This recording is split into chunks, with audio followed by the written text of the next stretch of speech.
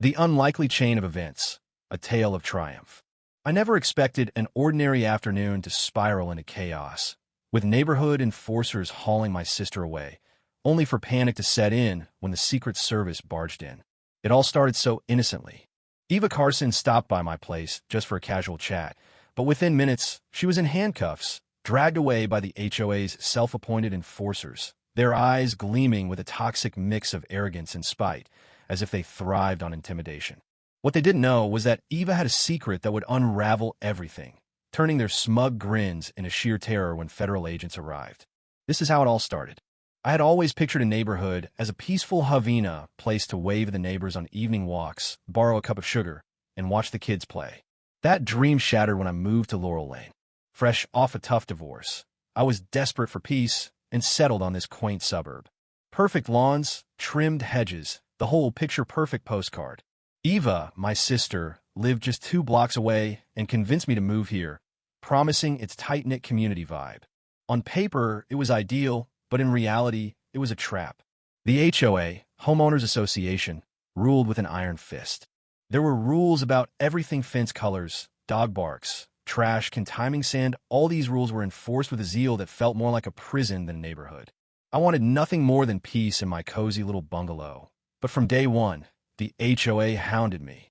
Grass too tall, vines too wild, a constant barrage of complaints. It was harassment disguised as order.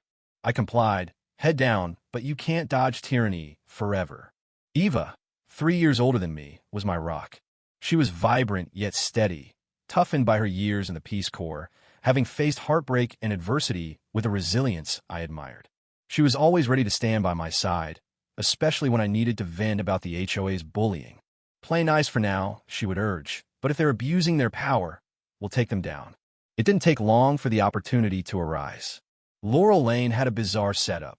Wannabe police, dressed in uniforms and carrying a self-appointed sense of authority, strutting around like they ruled the world. One Saturday, Eva came by, fuming about our neighbor, Clara Stevens. Clara's teenage son had dared to dig through the community dumpster for a phone, and suddenly, the HOA enforcers were at her door, threatening fines and arrests for a situation that could have been resolved with a simple conversation. Arresting a kid for that? Eva had muttered over tea. It's about fear control. What are we going to do about it? I had asked her, what can we do? Eva's eyes had gleamed with determination. Find out who's behind it and expose them. And then chaos hit. As we stepped onto my porch, 2 enforcers, one short and stocky, the other tall and lean, glared at Eva. "You," the short one barked. "Homeowner?" "No," Eva replied calmly. "I'm her sister." The tall one spoke next. "Then you're trespassing." Eva scoffed. "That's nonsense. I'm a guest. You can't just throw me out." I could feel the tension rising. They'd nitpicked me before, but this was different. Their eyes burned with a sense of entitlement as they demanded, only homeowners or registered residents can gather without HOA permission. I stepped in. Under what law? I demanded. The short enforcer sneered. "She's inciting rule-breaking, passing out flyers, and harassing us." "Absurd," Eva snapped. "There are no flyers. No harassment. Show me the statute." Without warning, the stocky enforcer pulled out a set of handcuffs, flashing them in the sunlight. "Come quietly, or we'll detain you." I jumped between them, horrified. "You can't do this," I cried. The tall one shoved me aside, and I stumbled back, catching myself on the railing. In the time it took to react, Eva was already cuffed, her calm gaze never leaving theirs as they hauled her away. I stood frozen on the steps, my protests ignored, the world around me spinning. That day flipped my world upside down. Live and let live had always been my motto, but now, something inside me ignited. This wasn't just a fight for my sister, it was a fight for justice. How could they do this to her? How could I free her? I rushed to the HOA Community Center, a dull building near the tennis courts. Inside, Eva sat, still cuffed, in a cramped room that had been repurposed as a makeshift cell. No signs, no badges, just enforcers glaring at her like they owned the place. "I demand to see her," I said, my voice trembling with anger. The tall enforcer blocked my way. "She stays here until she cooperates." "With what?" I asked, barely able to keep my composure. "What's she done?" "Meddling in HOA affairs," the short enforcer sneered. "She needs to comply, or she'll face a fine. And worse."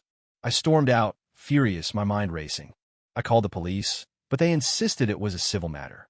A civil matter? My sister was being wrongfully detained, and I was being told to wait. As I stood outside the center, seething, I noticed an older man in a suit sitting in the corner, his peppered hair and quiet demeanor exuding a sense of quiet power. His eyes briefly met mine before he looked back down at his phone, his fingers typing rapidly. I recognized him. He wasn't just some bystander. Before I could ask, the enforcer shoved me out the door. Go home. Now. I left. But as the night wore on, my rage turned into a plan.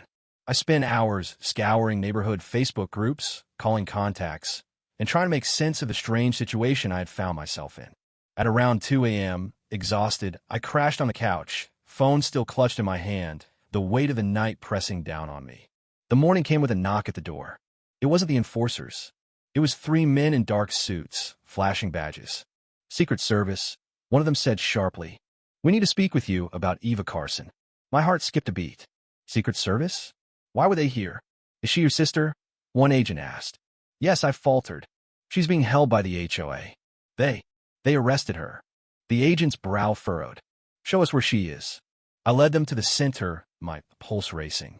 The black SUVs followed us, and when we arrived, the enforcers stood at the entrance, their bravado deflating under the federal agent's cold stares. The agent stepped forward. You're holding a federal witness. You're violating her rights. Let her go. The short enforcer's face drained of color, but he reluctantly stepped aside. The suited man who had been typing in the corner stood silently as the Secret Service freed Eva from her cuffs. Thank God, she whispered, her voice trembling with relief. The enforcers shrank back, their arrogance completely gone.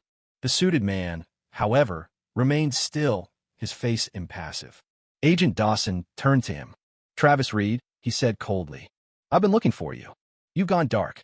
Suddenly, the pieces of the puzzle clicked into place. Eva turned to me, her eyes filling with emotion. I've been working with them. Informally. I've been helping the government track down some very dangerous people, terrorists and extremist groups using the HOA as a front. I stared at her in shock. My sister? A federal witness? Eva nodded, the weight of the truth settling on her shoulders. Travis Reed, the man who's been running the HOA with an iron fist, was laundering money through fines, through community funds. Nathan Cole, the HOA president, was his accomplice. I've been digging into their activities for months. They didn't know how close I was to exposing them. Before I could say anything, Agent Dawson stepped closer. Travis Reed and Nathan Cole are part of a much bigger network. They use the HOA to cover up illegal activities, money laundering, funding extremists. And your sister's investigation hit a nerve.